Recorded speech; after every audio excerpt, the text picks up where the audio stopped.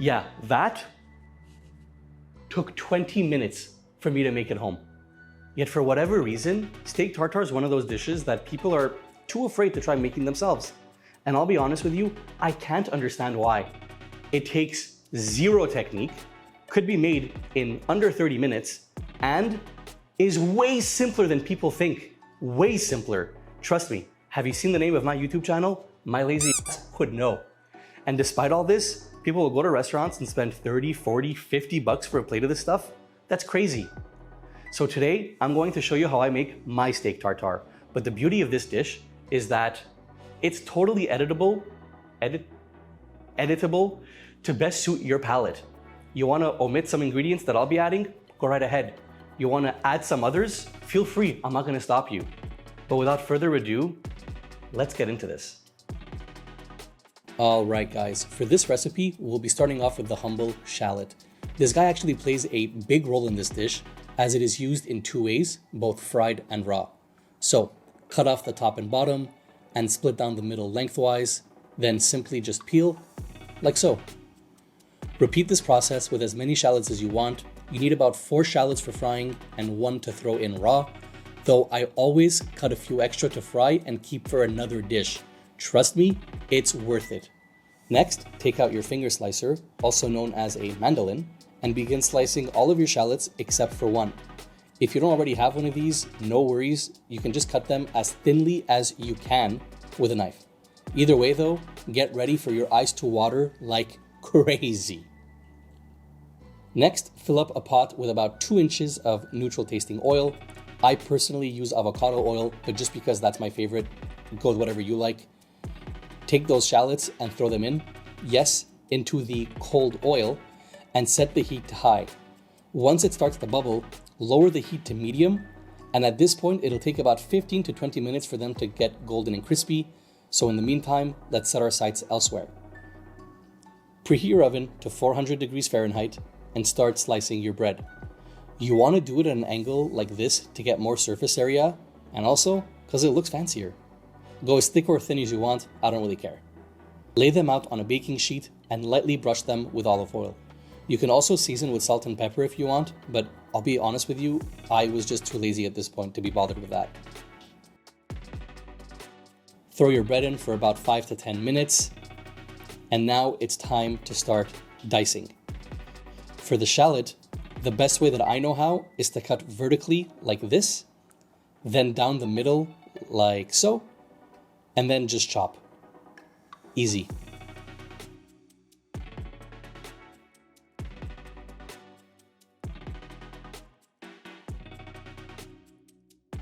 Next, the cornichon. Similarly, you want to cut it down lengthwise, like so. Flip them over and cut them down lengthwise once more. And finally, just rotate 90 degrees and chop all of those strips.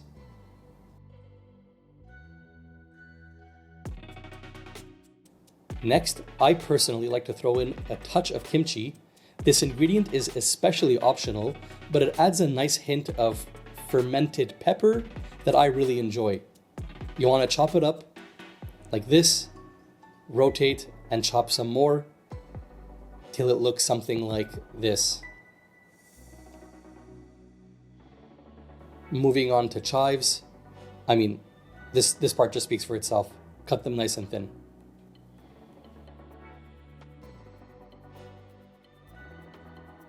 Finally, the bœuf. I'm not sure why, but people tend to use filet mignon for tartare, but the truth is, it's pretty hard to tell the difference between that or something like what I got, which is inside round. And this stuff is literally a fraction of the price.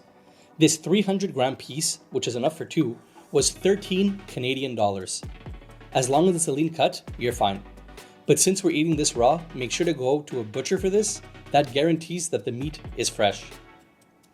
All right, start slicing the steak into about 1/4 inch thick slices, like what I'm doing here, until you have something that looks like this. Next, grab a few of those at a time, stack them, and start slicing into strips. You're starting to see a theme here? It's the same thing over and over. rotate 90 degrees, and dice them up. That's it.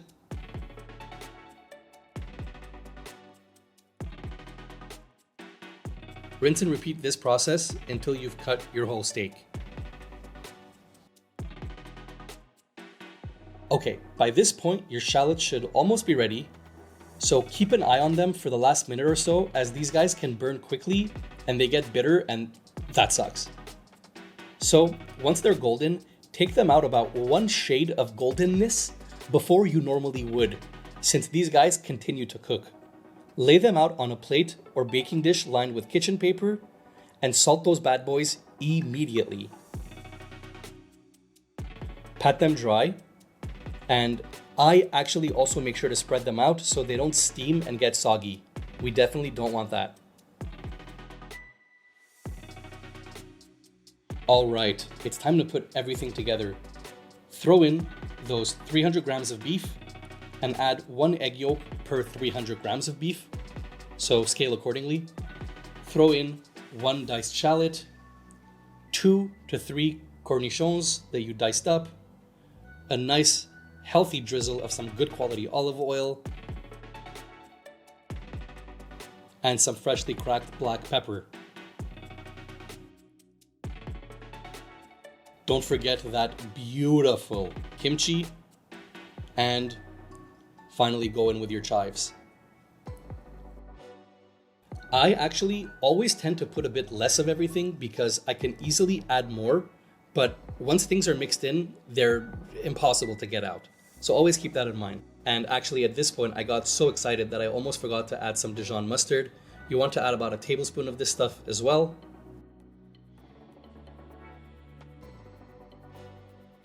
And always remember to taste as you go.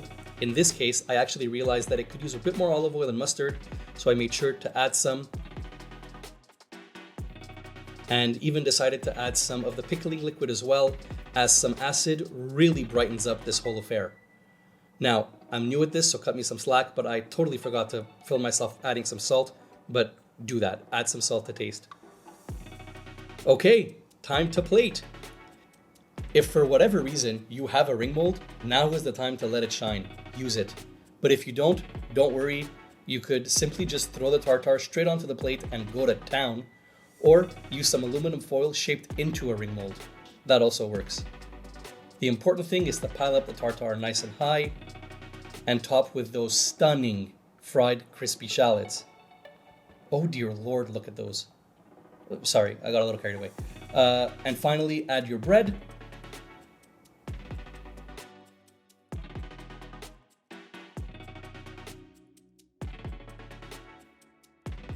Carefully remove your ring mold, and that's it. You're done.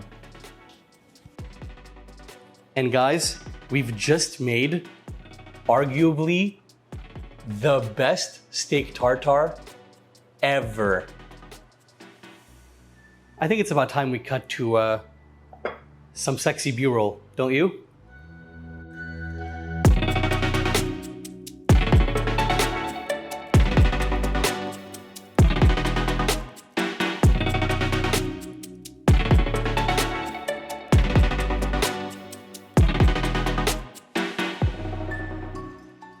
Yeah, could you believe it's that simple to make restaurant quality steak tartare at home? Not only is it ridiculously quick and simple, but you get to decide exactly what you're throwing in there.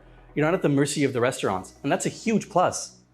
So for side dishes, I usually make fries, but I'll be honest with you, I'm too lazy to, cut potatoes, and I just take some frozen fries, throw them in some oil for 5 minutes, and there you go. I have my side dish, but you guys have tons of options. You can make salads, roasted vegetables like asparagus, potatoes, cauliflower, carrots, whatever you want. So I really, really hope that this video showed you guys that tartare isn't something you should be scared of and gave you the push you needed to try making it yourself at home. And if you do make it at home, let me know in the comments what changes you guys made to the recipe, because I'm always looking for new ideas to try out myself. So that's it. If you like the video, give it a like, subscribe, and I'll see you guys next week. Peace.